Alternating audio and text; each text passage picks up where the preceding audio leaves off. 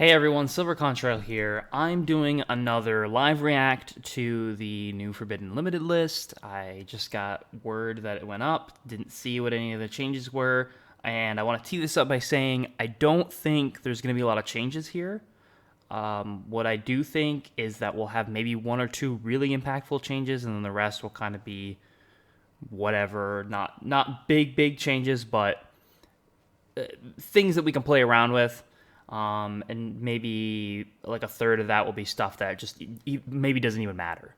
But we'll find out. And the reason I think that largely is because we've got some new stuff coming up, a lot of new decks. Team APS put out a really good post on social media about it, that there's all these new decks that are coming out, and people are still going to be stuck playing Orcus variants and Sky Strikers and Salamangreats, and they're not even going to touch these decks for the most part. So this might be that final attempt towards the end of the year to get people to leave these decks, but we'll see. All right, so let's look at Forbidden Limited list.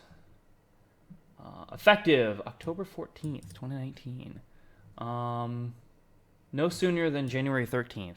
Seems weird that they would be January 13th as opposed to like, I mean, I guess it's a certain number of months, but I would think January 1st might be the day that they would do that. All right, so let's look. Okay. All right, Guard Dragons are... Oh, hold on, let me scroll a little further. Okay, cool. Guard Dragons are... Ouch. I mean, a Guard Pain being out of the running means that all the, like, fancy, fun Guard Dragon decks... And there are still going to be Dragon decks that can use things like LP, which is still a fantastic card. Like the Link ones are still really good, but without a Guard Pain, the idea of playing Guard Dragons that as a like get a free thing from the extra deck and spam your board with a bunch of stuff, it's gone. It's just functionally not a thing anymore, or at least it doesn't have the summoning power that it did before. Like it doesn't have the ability to like plunk down a big level 8 synchro or two big level 8 synchros anymore. And was absolutely needed. This is the one thing that I feel like they completely missed on the last list, is they didn't hit this. And then right below that is Knightmare Mermaid. Oh, Orcus players. Oh, poor Orcus players, including me, though. I played a lot of Orcus, so this is... I mean, we all saw this coming, right? There's almost nothing to say about it because we all saw Knightmare Mermaid going to the Forbidden list at some point, and here it is, right in front of our face. Yeah, there's really not much else to talk about. There's only two cards hitting the Forbidden list. Yeah. Let's keep going, I guess. All right, so Widow Anchor is going to 1. I can scroll down a little further. Widow Anchor to 1, I think, matters in the sense that whenever you're playing against Sky Strikers, you know, Widow Anchor is really, in a lot of ways, the card you're playing against. It's the card that you have to maneuver around, and the card that you've got to strategize, whatever you want to say. You got to really think about how to outplay it and how it's going to affect you. Limiting it, like hitting it with a limit, certainly doesn't make it inaccessible, certainly doesn't make it too much more inconsistent, but it is a little bit of a bump in the direction of like, you can't just run around with 3 of these things and always have access to one. If your opponent manages to like pick one off with Cosmic Cyclone, it's gonna matter more. It's seriously gonna matter. And I'll be interested to see how Sky Strikers play around it. The deck is obviously far from dead. You know, maybe if there's another limit, like a semi-limit on here, it might hurt the deck a little bit more. But otherwise, I'm looking at this and thinking, yeah, people are still going to play Sky Strikers. Of course they are. Of course. Let's scroll down. Okay, we got a bunch of changes in here. Dark Arm Dragon moving from limited to semi-limited makes perfect sense. Absolutely no problem. I don't think anyone's going to complain about that. Chaos Emperor Dragon with Errata moving to unlimited. Malicious moving back to unlimited. It's interesting. It's a push for heroes. Very interesting. We've got one of the Monarchs coming back to 3, which I don't really think matters. Stratos going to 3, which would have been shocking to see maybe 3 or 4 years ago. Not as shocking to see today. Dragonfly moving to 3, but I think is Hornet still Hornet? Yeah, Hornet's or no, that's Hornet's at 3, right? Hornet went to 3 or before.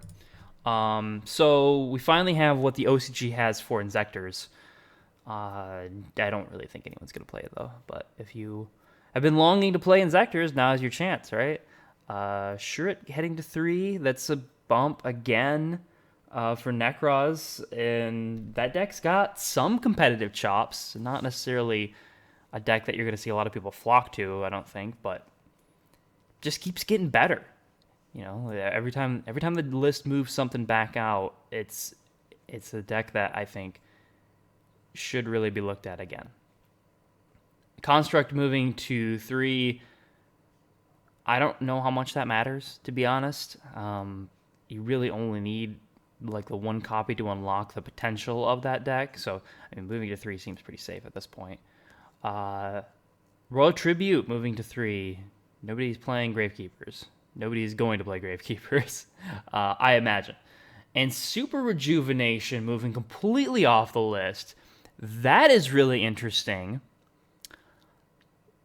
That is actually very interesting. I would not have expected Super Rejuvenation to go anywhere. But now I'm thinking, like, think about the fact that like Dragon Ravine is at 3. We have cards like Cards of Continents. We have things like Trade In. And we have Dangers as well. Super Rejuve could actually be pretty good in some kind of like dedicated dragon strategy. I don't know what that deck would be. I don't know if the Dragon Maids, if this is like a preamp for the Dragon Maids. I don't remember if they have a discard mechanic. I thought they did, but I could be wrong. It's been a long time since I looked at those cards.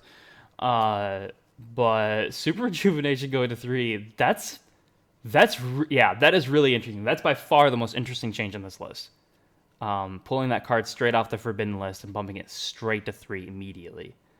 We're going to see. That is going to be fascinating because it would be super safe to bring it to 1. Totally safe. Like we even have card destruction right now. That is wild. Like Deep Draw Dragon is a thing again. We'll I don't know how that's going to turn out, but that is going to be the card I'm probably going to be paying the most attention to on this list. Like that, Shuret, Construct, Malicious, and obviously the changes to the cards that went up the list. Probably the most important things here. Not that many changes, just a lot of like maintenance on the bottom of the list. Really only 3 changes that actually nerfed things. Everything else is a buff to either decks that already weren't doing very good or in preparation for things that are coming out. So that is it for me. I like this list. It's okay. It's pretty okay. Kills Orcus off pretty good. Not that you won't see people playing it still. Not that it can't still top, but that deck is going to go absolutely straight back to the drawing board. 100%. There's no way to get around it. It has to. The entire way that deck functions is built around Knightmare Mermaid. Anyways, thank you guys for listening in. Let me know your thoughts on the new list. And let me know what you're going to use Super Rejuvenation for. Because that's super cool. All right, until next time then.